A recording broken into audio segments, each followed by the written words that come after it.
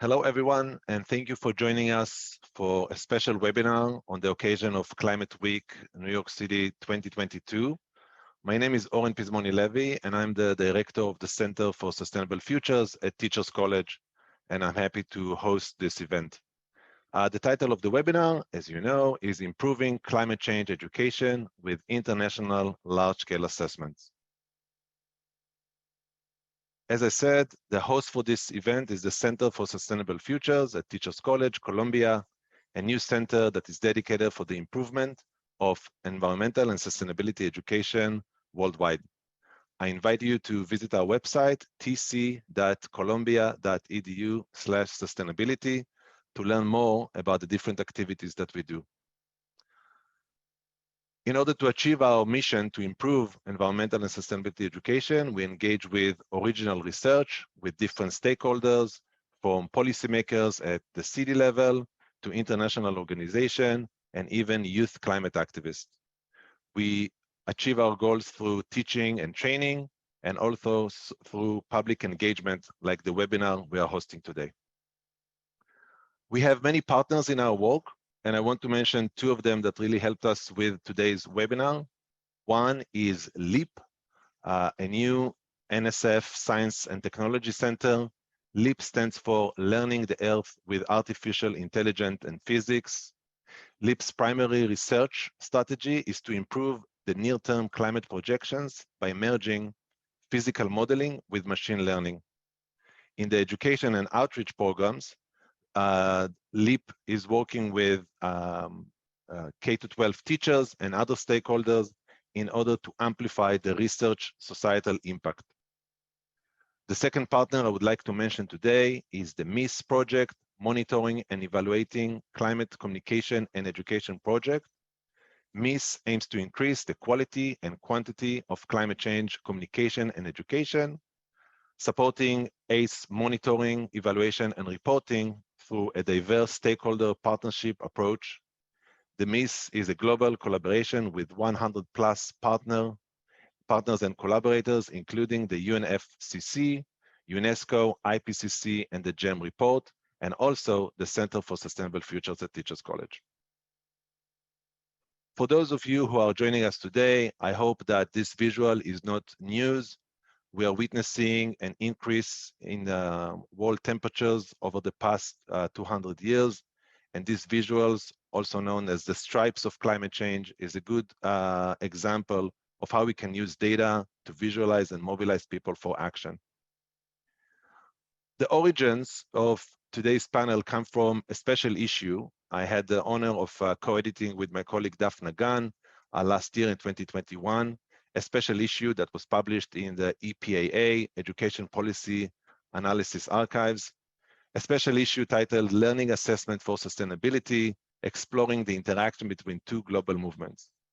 In this special issue, we brought together scholars from different parts of the world to really explore two movements, the environmental and sustainability education movement and the international large-scale assessment movement, both of them global movements that emerged in the 60s, to really look at how their work are influencing each other.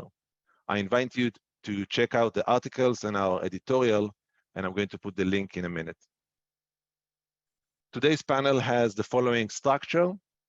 We are now finishing the welcome and introductions. After that, I'm going to invite my colleagues to give short presentations on looking at the ILSAs and their contribution to environmental and sustainability education, including climate change education. Then we are going to move to a quick moderated discussion where I'm going to ask a couple of questions of my colleagues and have a discussion with them. And then we'll have 15 minutes of Q&A with the audience. At this point, I invite everybody to use the chat box in order to add your questions so we can use them at this session. We'll conclude in an hour, and we are recording this session so everybody can watch it and use it later on. And now to my dear panelists and participants. We have 4 leaders in the field of international large-scale assessment. Ruochen Lee from the Organization for Economic Cooperation and Development. Heather Price from Loyola University Chicago Institute for Racial Justice. Ralph Carstens for the International Association for the Evaluation of Educational Achievement, the IEA, and Wolfram Schulz from the Australian Council for Educational Research, ACER. And now, without further ado, I'll move to Ruochen Lee from the OECD. Thanks, Oren. And I will go ahead and share. So can people just nod if they can see the screen properly? Not yet. Not yet. Why don't I hit the actual share button? Here we go. There we go. Okay, well, hello everyone, and thank you, Oren. My name is Ruochen. I work at the Organization for Economic Cooperation and Development, better known as the OECD. We are based in Paris, France. It is a stuffy international organization, often colloquially referred to as a club of mostly rich countries. And that's accurate. So our mission is kind of better policies for better lives, and we do a lot of international benchmarking, data collection. We convene countries to talk about what they see in their benchmarks, and to the extent that we can, we make policy recommendations based upon that information, and also do our best to set some international standards. And the specific project that I work on at the OECD is called the Teaching and Learning International Survey, abbreviation TALIS. So TALIS is the largest international survey of teachers and school leaders. It has been in existence since 2008, where we had 24 countries participate. And as of now, we have 55 who are about to collect information in 2024. And it is exactly what it sounds like. We ask teachers around the world the same questions in their own languages. They have been translated through a very painstaking process to make sure that it is internationally compatible. And we simply want to know what different teachers around the world, and school leaders for that matter, are thinking about the same thing. So in 2024, we expect about 11,000 schools and 200,000 teachers to answer our survey. And if you're wondering which countries they are, I have this not very beautiful yet effective map. And yes, I have purposely chosen the Mercator projection just to make it look more impressive than it actually is. So the questions that we ask can be somewhat routine. For example, we might want to know the highest educational attainment of teachers and school leaders. And this is simply a chart from our report in 2018 about which countries have the most highly qualified teachers and school leaders, at least according to their degree. We also ask them a little bit more in-depth sometimes questions about their behaviors and their actions and their practices. So for example, this chart, also from 2018, asks teachers if they think that their profession is valued in their country. And you can see the variance in terms of teachers from where and whether or not they think that the profession is valued in their country. There are probably thousands of charts like these two contained in our reports, and I certainly welcome you to just go take a look when you can. You can Google OECD TALIS. In 2024, we have a brand new set of questions, and that set of questions is about environmental sustainability education. Oren is very familiar with this because he's largely making the questions for it. So for the first time ever, we are going to be asking teachers about their own attitudes towards environmental sustainability and climate change and global warming, what they are doing in the classroom to help their students understand it, how they are engaging with their students, how they are supporting their students' own activism. And we're also asking questions to school leaders about what school level policies they have in place to support the education of climate change and environmental sustainability. What resources are they using or have they been provided by their governments or districts or regions to help them in this endeavor? So we hope that we can use these data and these information along with all of the other data points that we will be collecting in order to learn a little bit more about how this issue is being dealt with, addressed, and taught around the world. So thank you, and I will hand it over to the next presenter. Thank you so much. This is a reminder while Heather is setting up. This is a reminder for everybody to keep your mic muted at this point. Thank you so much, Heather. Thank you so much. Everyone can see the screen? Yes? Fantastic. So as Ruochen just talks about the structure of the Teaching and Learning International Survey and how we are integrating the environmental sustainability education into that portfolio of work, I'm going to expand on that a little bit from the researcher's perspective and to talk about how we're thinking about using the data that we're going to collect from that survey. So I'll skip the first part of this slide because Ruochen did a great job of going over it. I think some of the core interests of TALIS is about attracting and retaining teachers to teaching, and that always wanting to stay on top or in front of contemporary issues in primary and secondary education. Just to emphasize, TALIS is not an evaluation of teaching, and it's not an inventory of curriculum. And so, excuse me, when we talk about the different aspects of environmental sustainability in education, it is not going to be asking about what the curriculum is or how well they're teaching it or how accurately. Because we see teachers as an integral partners in socialization of youth, right? Classic sociology of education. Education is a space to develop local and global citizens. And so the contemporary issues that we were focusing on, that we're looking forward to for this 2024 TALIS, include diversity and inclusion, socio-emotional learning, technology and education, and environmental and sustainability education. And as I'll show in a slide later, these are not independent topics, right? They're all happening because of the others, actually. And so if we are working from the assumption, which I think is not controversial here, if environmental destruction and climate change is our foremost existential threat, a literal threat to our very existence, how do teachers reduce students' anxiety about human extinction? How do they build awareness for the upcoming global citizens that are these youth? And how do they empower youth to innovate, to think about sustainability? And how do teachers do that while the environmental destruction is displacing students, while the emergency responses are becoming more commonplace, and while we're starting to see this politicization of climate change?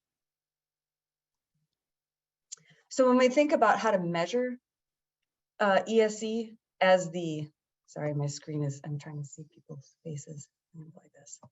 There we go. When we're trying to figure out how to measure ESE as the dependent variable, there's several different levels we can think about here. With ESE, we can think about the system level at level 3. Are teachers allowed to teach about this? Are resources available for teachers to teach about it? Is professional learning available to teachers? And at the school level, is there curriculum available to teachers? Not what the curriculum is, but is it there? What's the condition of the school infrastructure? Do students have access to hands-on nature when they're at school to learn about it? And at the teacher level, what are the teachers' attitudes about environmental and sustainability education? What are their beliefs about it? And to what extent do teachers feel efficacious about teaching about it? From the researcher's perspective, at least from my angle as a sociologist of education, I really think about the theoretical perspective being nested in Maslow's hierarchy, where we know that we have to have these baseline needs met in order to grow and flourish. And so if we think about these baseline needs, and if school infrastructure is falling apart or flooded or burning, that's going to upset how students can learn. if students are having to be displaced or they're not able to access clean water, how are those emergency responses impacting their learning? What happens when a learning routine becomes unstable? How do we empower students to feel that they have enough strength and confidence to be able to start to tackle these rather than feel overwhelmed by them? And then eventually, how do students flourish with this? And so when you think about modeling these different levels of ESE, they're all interrelated. And then we're thinking about how they affect all these different outcomes for students, from the classroom climate, how things are happening in the classroom, to different aspects of student learning, engagement, well-being, and relations. And then to circle back to the beginning, when we talked about these contemporary issues, you know, the technology in education is partially happening because of the unstable environment. You know, socio-emotional learning is happening because we're having to comfort children because of the unstable things. Diversity and inclusion is becoming so important because of the fact that the global South is being displaced most quickly from our climate change. And so when we think about the future research, what will become of the children who have exposure to environmental and sustainability education, and will we develop leaders to avert a crisis? Thank you. Thank you so much, Heather. Ralph? We'll get straight into it. Thank you so much, Oren, for putting this together. Can you see and hear? Do you see the presentation? Not yet. Hang on, share. Now it should be there. Thumbs up, very good. Yeah. Well, again, thank you very much for putting this together. I'll focus a little bit on IEA TIMSS and that perspective. I'm also involved in TALIS, but we want to give some richness to this discussion. I'll start with something that is entirely anecdotal and also personal. This is what the UNESCO World Heritage in Hamburg looked like a couple of weeks ago when it hasn't been raining for months. So this is when a river falls dry, and that's going to happen more often. This is what Bohemian Switzerland looked like last weekend when I wanted to go hiking there. In the first year, it was beaten by drought stress. Then the trees all got eaten up by bark beetles, and now they were on fire. So, and this is a picture that my son sent me about 30 minutes ago from the climate protest in Hamburg taking place today. So you can see from these pictures, it's not something that happens in Kenya or the other side of the world. It's something that happens right here, right now. So it's no longer the future. But I want to focus on IEA TIMSS, and because of that sense of urgency, the colleagues at Boston College, the International Study Center for TIMSS and Pearls, have created new scales, no benchmarks, but new scales based on a range of topics that existed forever in the science framework, like compensation, pollution, climate change, and based on a subset of all items, roughly 1 in 5. There are colleagues from the study center on this call, so if I misrepresent anything, so please put something in the chat. I want to really tease you and just show you a couple of slides, and you're going to see commentary from our executive study directors under this URL to explain what we think the results mean. Because of that sense of urgency, TIMSS 2029 was not perfectly designed, but TIMSS 2023, including from a conversation that happened last week with the National Research Coordinator, will take a much more designed and structured and systematic approach at this, looking at school policy, student views, is work in progress. I just briefly show you an example item. The example is sort of matching because the range of percent of people who get it right or don't get it right is about the same in all of the items, ranging from 80% in Singapore to about 20% in Lebanon. And this is something that is on permafrost and methane. That's one of the items that kids had to respond. This is at the 8th grade. To teaser you a little bit more, there is displays of distribution of how children and their ability and their knowledge in the particular countries are distributed.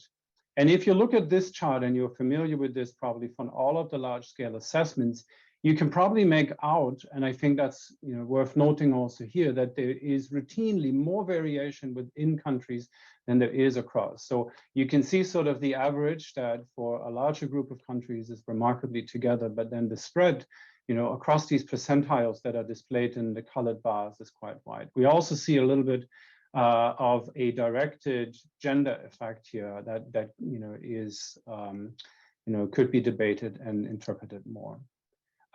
But stepping back from TIMSS a little bit, there are also other activities I just wanted to briefly note before I come to some comments on the difficulties and challenges and choices people have to make in integrating indicators in these sorts of programs. One was mentioned a couple of times now: monitoring, evaluating climate communication and education. I'm reviewing 2 of the proposed indicators for fitness for purpose at the moment. UNESCO and Education International ran a survey that included and covered climate change last year. It had many issues with samples, but it's interesting from the analytical framework because it's structured, like Heather just explained, about enabling conditions and barriers and obstacles to further inclusion at the various levels of an education system.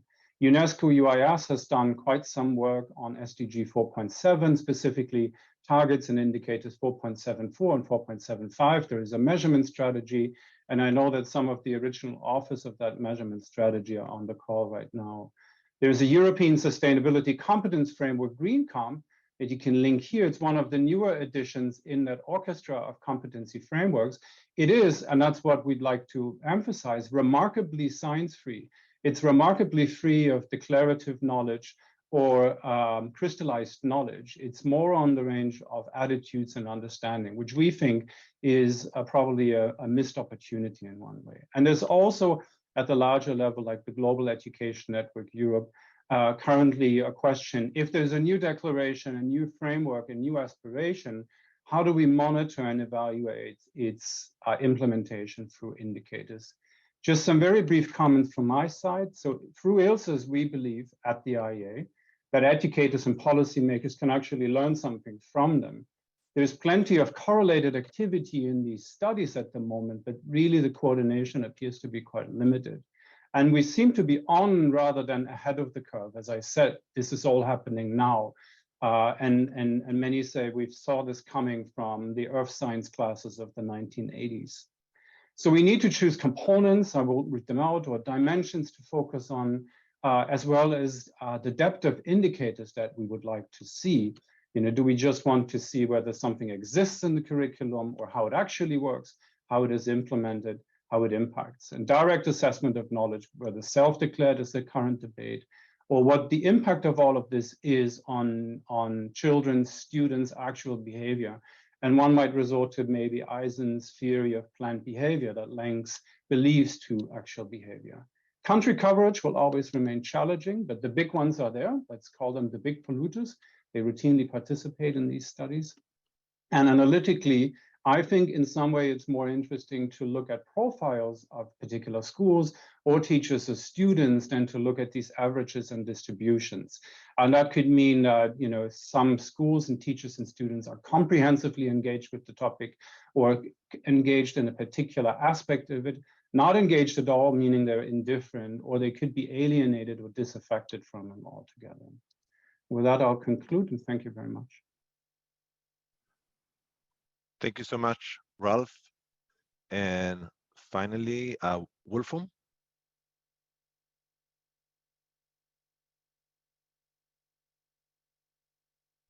Yes, hello everyone. I will share my screen. Hope everyone can see it. Yes. So I'll say a few words about the International Civic and Citizenship Education Study. There's the E missing, probably because our acronym dropped the E. I put a photo up first because today there are many activities, as was already mentioned, also here in Hamburg.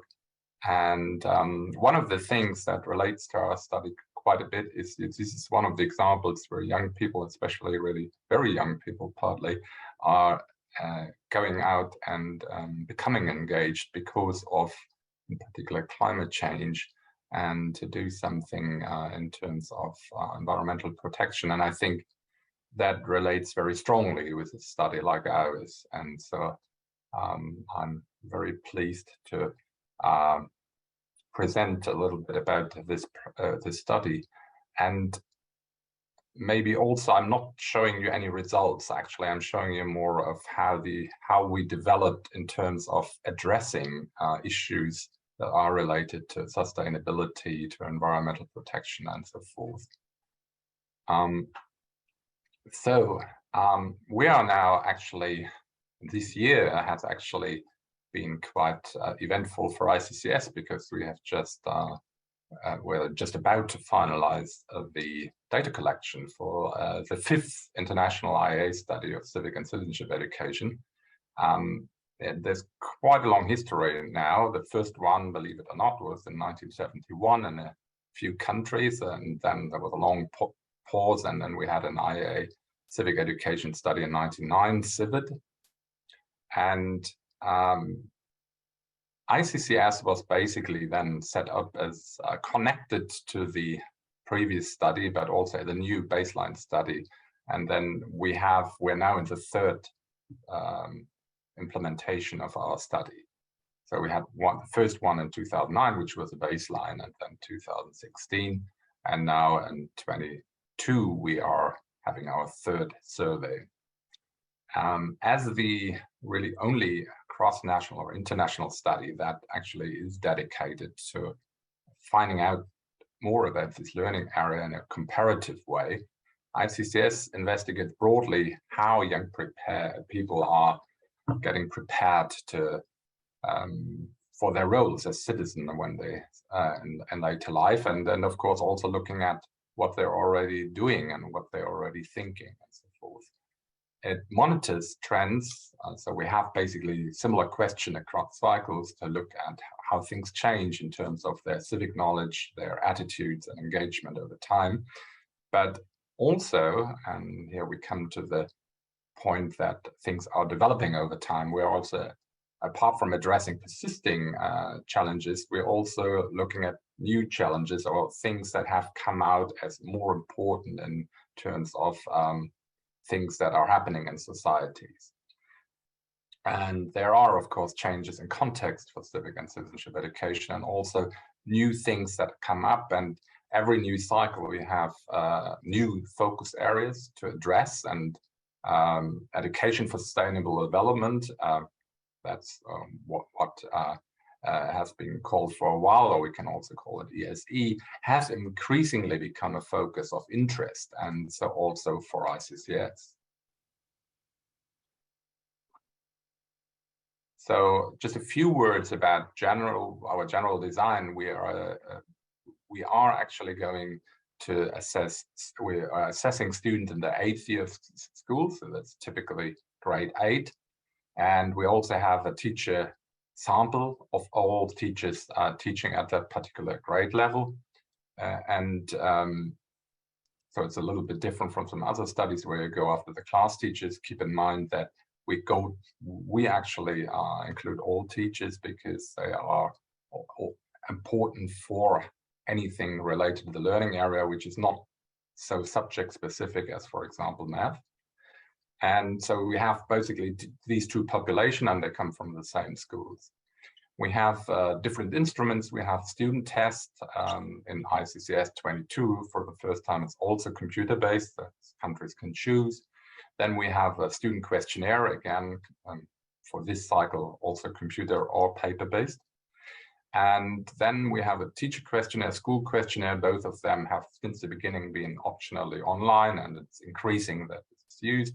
We have a national context survey, and something that's very specific or unique to ICCS, we have regional questionnaires. And this and the previous cycle for Europe and Latin America, in 2009, we even had one for East Asia. So if we look at what actually was sustainability related in terms of the framework content from 2009 to now, when we look at the first cycle, we had sustainable development already there, and we included as a key concept in one of our content domains, so things about which we assess in particular data in terms of civic knowledge, but also attitudes or behaviors. And so it was already there, but it was not quite as strong in what we what we were gathering data about. This changed with 2016, because then we had environmental sustainability as a new K focus area, and we added it also as a key concept in the content domain, as in the previous cycle, of course. So there was some continuity, but we also had a broader focus, and I'll get to that when I talk a bit about the instruments. Now for 2022, again, we declared sustainability as a new key focus area, and we added it actually and made it more prominent as a subdomain under our content domain civic principles. So things where other things are also like freedom and equality are other things that we address under this area. So basically made it much more prominent in our data collection, as I will show you in a moment. So with test content, we have always included rotated test designs in ICCS so that we can address quite a broader number of things in our civic knowledge test. And at the beginning, we had relatively few items that addressed things related to environmental sustainability, and it was also not yet defined as in any way as a focus area in this baseline cycle, but it was also there. But then with 2016, we increased that cognitive content, and we had 30 items, and I don't know the more detailed numbers, unfortunately, at this moment, but both for global citizenship education and environmental sustainability education, we had about 30 items, and we further increased that for 22. We have 28 items now in the test that are measuring content related to this area. So far, I should mention that we have only to report an overall scale of civic knowledge, but we certainly will with this new cycle, and where we have more item material, further review whether there's a possibility of using that more than only at the item level. With the questionnaires, and I'm looking now at the student questionnaire, maybe also contrary to some other studies, the student questionnaire has a far higher priority in what we're doing, because of course in a study of civic and citizenship education, particular engagement and attitudes are very much in the focus of what we're interested in, not only knowing about the knowledge. In 2009, and that's a little bit like in the test, we had some items that had something to do with the area of environmental sustainability. So for example, past current participation in environmental organizations, it was something very few students reported. Viewing participation and activities for environmental protection as a sign of good citizenship, and then interest in environmental issues. We then, of course, increased that focus in the questionnaires in the second cycle. We had more single questions that were related to it. So learning at school about environmental protection, reviewing making personal efforts to protect natural resources as a sign of good citizenship. But also we had a whole question that asked about perceptions of threats to the world future. And some of these threats were pollution, water shortages, and in particular climate change, which showed that there was quite an interesting variation across countries in terms of which were actually viewed as global threats. And it will be interesting to look at the new results from 2022, where we also included this question.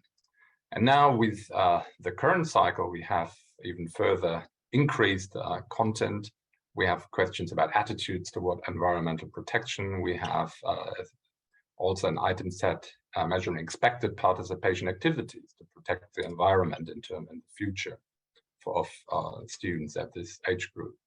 And we also added an item asking about trust in scientists, because of course trust in science is something that's related to this whole issue about and discussion about the extent of climate change as a threat to the future. In the context questionnaires, which are the teacher and the school principal questionnaire, again, in 2009, we had relatively few things. So, for example, whether the school had community activities that were related to environmental protection. In the second cycle, we introduced new questions about environment-friendly practice at school or environment-related activities with students. And that was further broadened than for this cycle because, of course, there has been an increased focus in terms of what we're measuring. So, for example, we have also now we have introduced some teacher perceptions of what they believe is a sign of good citizenship. And there's, for example, something like taking part in activities to protect the environment. Then looking a little bit ahead, we, of course, are now going into the phase where we work with the data we have collected this year. Has been actually quite a difficult thing, as you could imagine, after the pandemic, as for many other international studies. Nevertheless, we're still on track to release our reports, an international and European report, by the end of 2023. The database, and this is of interest for people interested in this whole area, is that will be available for secondary research to be released, and that's going to be released in early 2024 after the release of the reports, and there will be a technical report, a user guide to go with it so that people can actually look at what has been done and take that as guidance to work with these data. And last not least, next cycle is expected to be implemented in 2027, and the expectations, I would say, are certainly that this will continue to be a very important content area for ICCS also in the future. And with that, thank you very much for your attention. Thank you so much, Wolfram, and thank you again for all my colleagues who joined me this morning. This was a wonderful set of presentations. We are going to move now to a quick moderated discussion, and then we'll open up for short questions from the audience. If you all want to participate in the Q&A, I invite you to use the chat box to put your questions, and I will read it out. But now I want to invite my colleagues to think about a couple of questions. Let's start with the first one. What are the main challenges in adding ESE or CCE, environmental sustainability education or climate change education content to ILSAs? How come this is happening only now when we knew about this topic for, I don't know, 40, 50 years? What are the main challenges? So I thought maybe Ruochen, you would like to take this one, and maybe Ralph? Sure. Well, I think my answer is going to be the least technical because TALIS, the nature of the OECD is that every single project is overseen and essentially governed by the countries that participate. So I said before that we have 55 countries that participate in TALIS. That means every single one of them has a seat on what we call the TALIS governing board. And that means if we want to do something, those 55 people have to agree. And there are some very diverse members in the TALIS governing board. We have Japan, the United States, Saudi Arabia, China. So you can imagine that when an issue such as environmental sustainability education is brought to the table, reaching any kind of consensus to move forward is like the world's most painful process. There are many things that I would rather do than that. But we did get there, or we're starting to get there this year, because I think just the issue has reached a critical point. And if you just take a look at those countries that I listed, there actually is some amount of consensus that this is happening and that this is something that needs to be addressed. And even though people are doing it in their own ways, you can see that internationally, governments are trying to essentially future-proof their own countries, and education is certainly a big part of that. So that's probably why it's taking so long for TALIS to arrive at this point, and that is also one of the kind of main obstacles in adding these questions. We're not out of the woods yet. We are about to enter the field trial stage. So after we get the results of the field trial, we'll see what the TALIS governing board says. But just getting to this point is a very nice accomplishment. Thank you so much. Ralph, same question. Yeah, I think maybe the challenges that are no longer there. My recollection of the TALIS governing board in particular were that this was very consensual, and there wasn't any. And actually, in the questionnaire expert group that Heather happens to chair, we anticipated much more opposition to bringing this in. But the challenge is, of course, to create a package for any of these studies that makes sense and creates what some people have called a nomological network of indicators. We need to know this and this and this and this for the data to make sense. And I think Heather was closest to that. Does it exist at the policy level? Are the schools enabled? Do we support teachers for professional development? So there is some danger that you can include too few indicators. There's also some danger that you include too many, because then something else has to give. So that's a bit of an obstacle. So I think for these assessments, the way you configure them, and Ruochen has explained, and it's not different in the IEA, that countries have a say in what they would like to focus their research efforts and their attention to. But then the question of indicators, and I alluded to this, is really one also of impact. I remember one of these UNESCO forums on global citizenship education, and they said the proof of the pudding is always in the eating. Does it make an impact? Now that we have this education, now the children know, does it make an impact in the real world? Can we link that sort of, whether it's knowledge acquisition, value, view acquisition, can we actually link it? And I don't think these studies can, and it's very difficult for anyone to do so, but can we reasonably, theoretically, or empirically link it to people's adaptive behaviors? So I think that's the $1 million question. Great, thank you so much both. And building on Ralph's comment about impact, I want to ask Heather and Wolfram, how can policymakers and educators use the data that these ILSAs are going to collect in order to promote and improve ESC or CCE? Heather, do you mind if we'll start with you? Yeah, thanks for that. I think as Ralph was just speaking, he was mentioning how this is so nested within each other. And so I think in order for us to think about what we can bring to policymakers about what the teachers and policymakers can use to improve this, we have to be able to understand the reasons that are underlying them. And I think that's the part that when we want to think internationally and we want to do a survey, the hows are really a challenge on surveys. Surveys are good at what's and whens and frequencies. The hows and the whys are a challenge.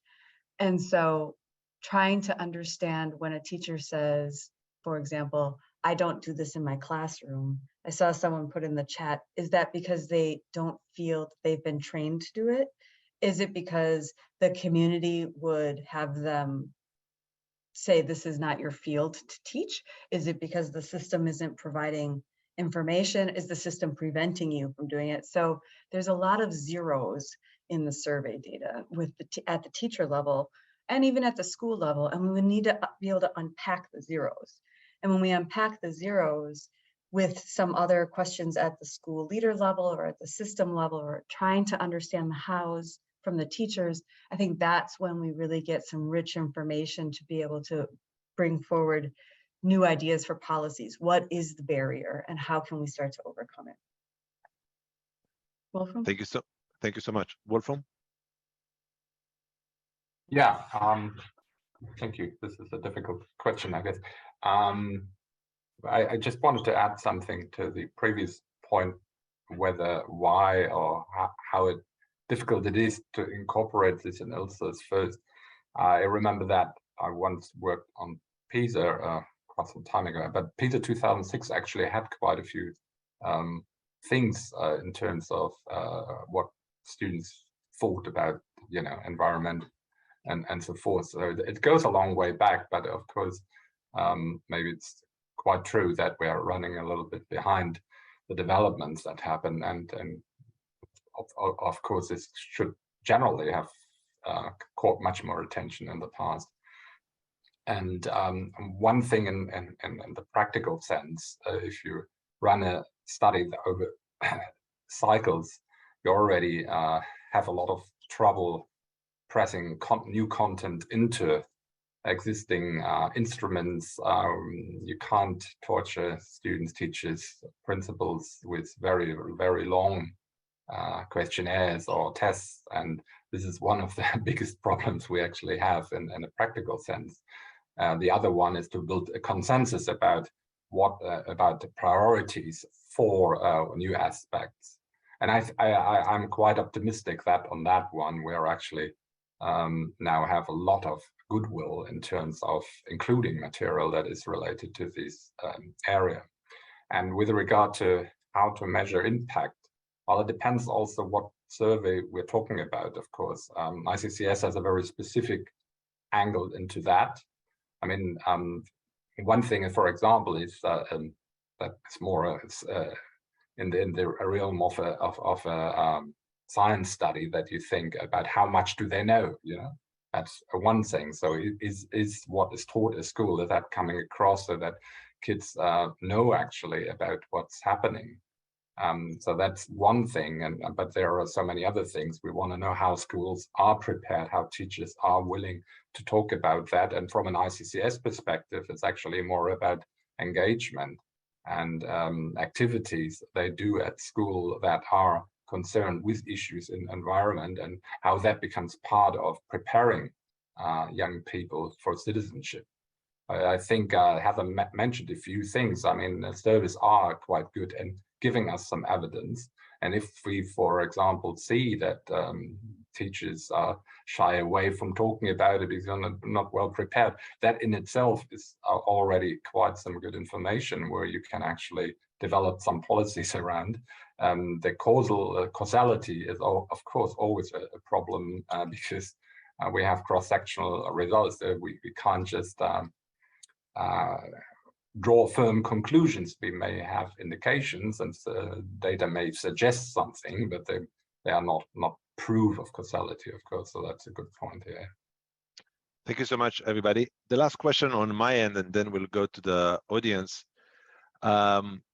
As many on the call know, some ILSAs have negative impacts on countries because of the obsession with the ranking table.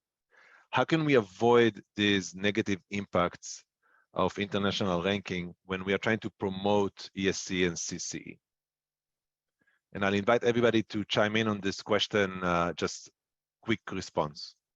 How about we'll start with Ralph?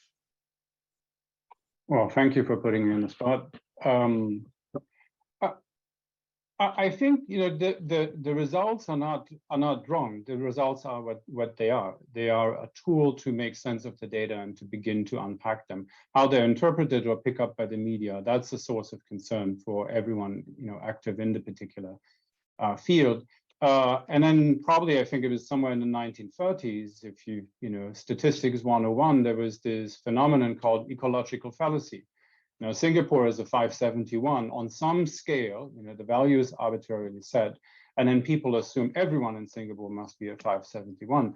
I think we need to look at the distribution within the countries, and we could, whether it's reading or mathematics, you find particular groups that we could consider at risk in one way or another of not knowing enough to deal with the challenges that lie in front of them and for the society as a whole. So we can look at that way, but besides also the averages and the distributions and the benchmarks that these countries, these surveys create, like, that's the proportion of kids in this group, this group, this group. I think there is a lot of potential in profile analysis, latent profile analysis, and some of it has been done with ICCS and with other studies where you can actually see, do we find a typology of particular students or viewpoints and so on, and then we can see, and then you stop talking about an anonymous large group of people, a population, you begin to talk about individuals, and they have particular perspectives, and then the sociology of the school or the family and the home background or the community background. And then I think that is something that allows us to unpack and interpret the data in a different way. Thank you. Heather, any comments about this question? Thanks. Yeah, and I think it actually relates to the prior question also. I think the first response I had when you asked this question was a little tongue-in-cheek, thinking, well, actually, all the countries who usually end up as on the top of these will be the biggest polluters. So maybe it'll just give everyone a chance to sit back for a moment. Might be a little bit of, we call it humble pie, eat your humble pie in the US. But on a more serious note, I think to build off what Ralph was talking about, this distributions and the profiles, I think we have an opportunity to look within countries and also between countries at different subgroup clusters. And so when we think about how different populations in different countries are marginalized or more affected by environmental injustices or racial injustices or ethnic injustices, and all these things are tied to, are so often tied to residential locations and the pollutants and access to clean water and clean air and all these things. If we start to look at how these are clustering within countries and then how those patterns apply across countries, I think we have a really good opportunity to take those ranking tables and instead start to think about policies across the countries that we could work on. Okay, Ruochen? I think that the answer is actually, on one hand, the idea of benchmarking implies comparison. So it's impossible to disassociate benchmarking from comparison.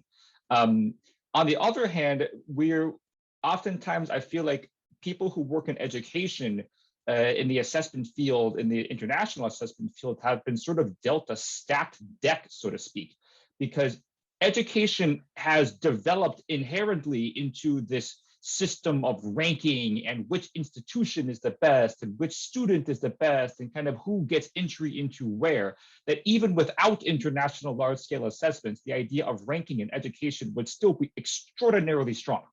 So our kind of institutional message that this is not ranking your country, it is simply giving you information with which you can improve, gets a little bit lost in the shuffle.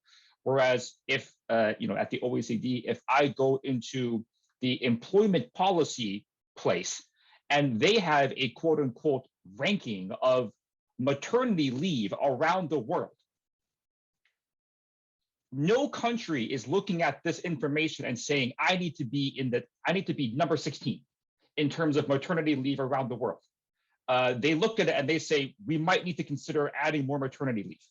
Whereas if you just transfer that discussion into education, all of a sudden it gets very mixed. It's no longer I need to be better, it's I need to beat that country. So that's not really an answer, but maybe it helps contextualize the situation a little bit. Okay, thank you so much. And Wolfram, do you want to say something about this?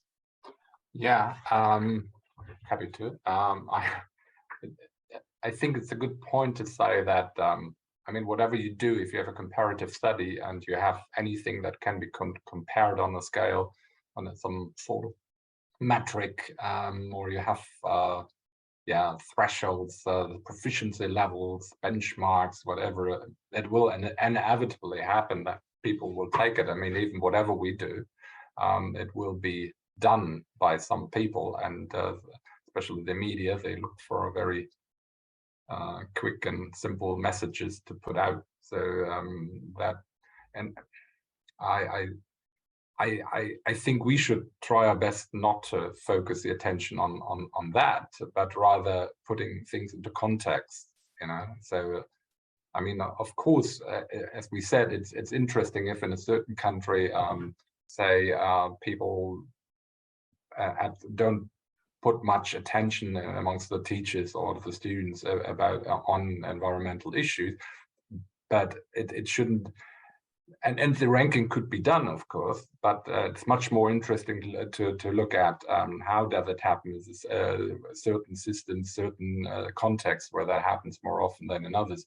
And so putting things in context is actually, I think, on the to-do list of those who publish international reports and put that into context without just looking at ranking tables. And on the other hand, of course, sometimes you struggle, should I put up a rank table or not? And sometimes you think better I put someone up as leaving it to others who do it in a wrong way, But there's, of course, I think it's a bit our obligation to put things in perspective and not just say high to low and that's it.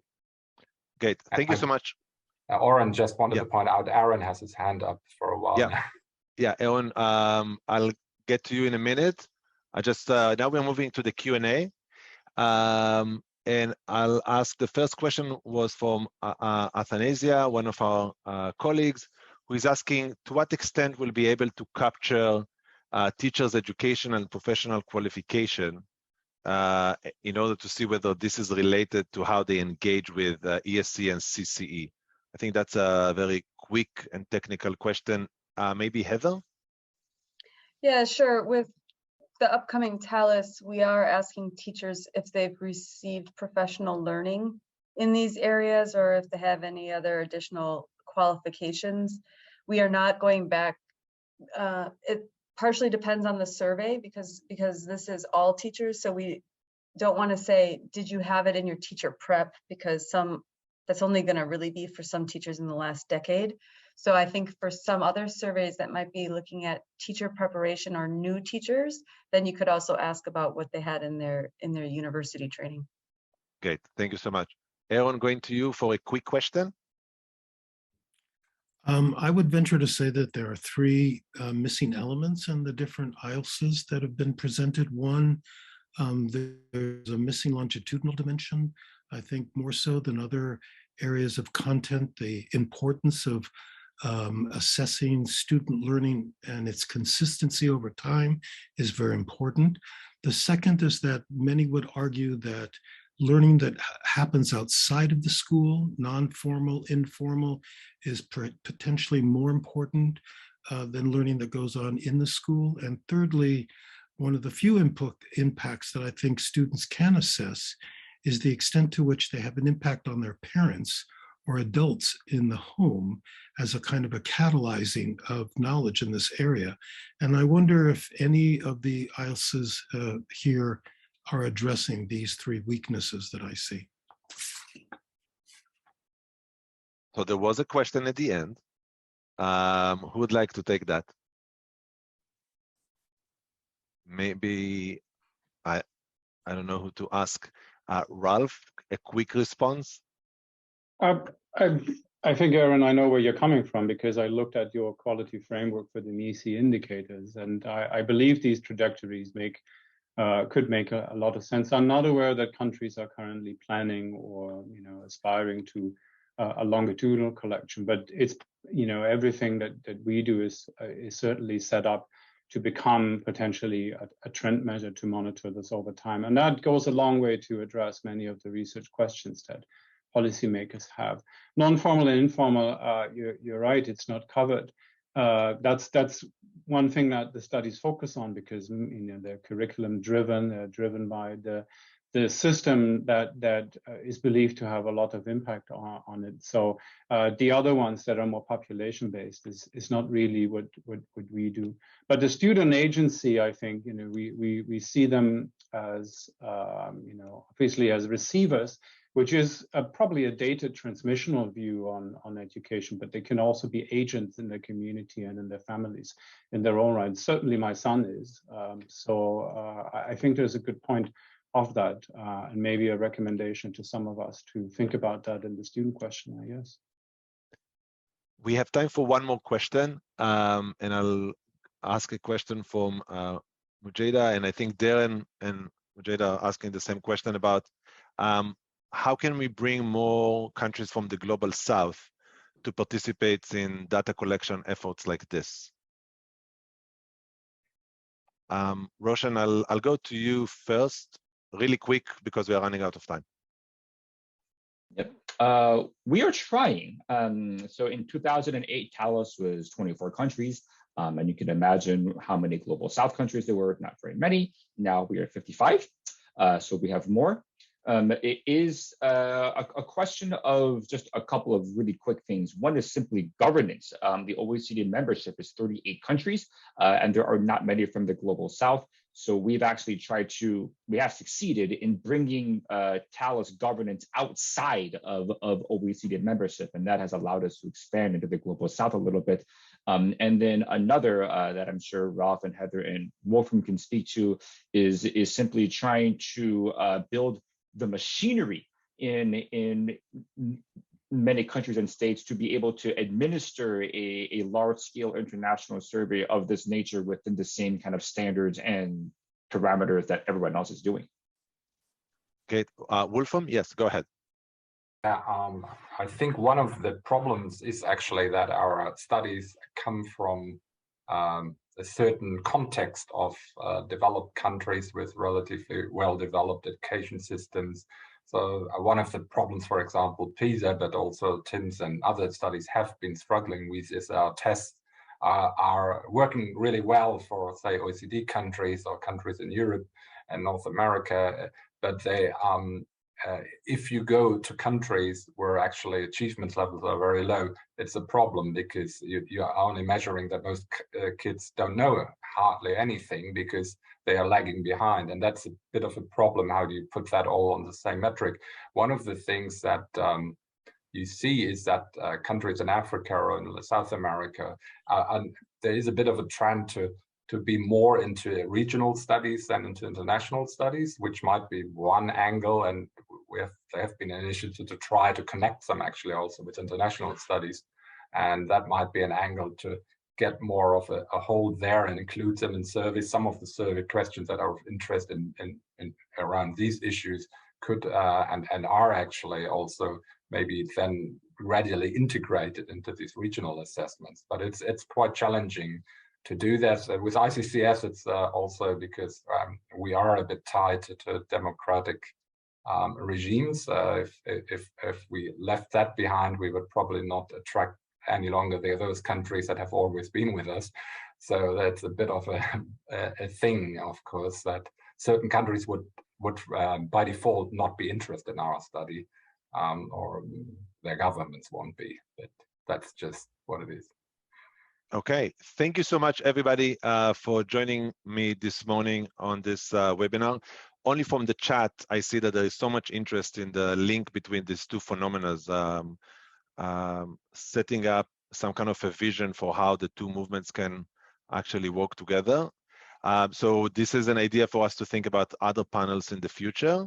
In the meantime, I want to say thank you, everybody. I'm going to share one more time the link to our center. If you want to watch this recording of this webinar or any other panels we had before on these topics, please check us out at tc.columbia.edu/sustainability. And I wish you all a wonderful weekend. Thank you so much, everybody.